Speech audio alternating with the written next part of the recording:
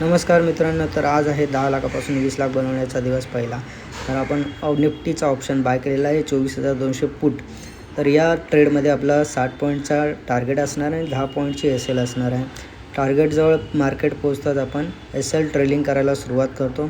S L trail करत असताना आपण S L previous candle, current कॅन्डलचे किंवा प्रिव्हियस कॅन्डलचा लोचा एस एल ठेवायचा असतो. सो त्याप्रमाणे मी इथे आपला एस एल 145 म्हणजे प्रिव्हियस कॅन्डलच्या लोच्या जवळ आणून ठेवला. सो थोड्या टायमानंतर हा एस एल आपला हिट झाला आणि या ट्रेडमध्ये आपल्याला जवळपास 20,000चं प्रॉफिट बुक झालं.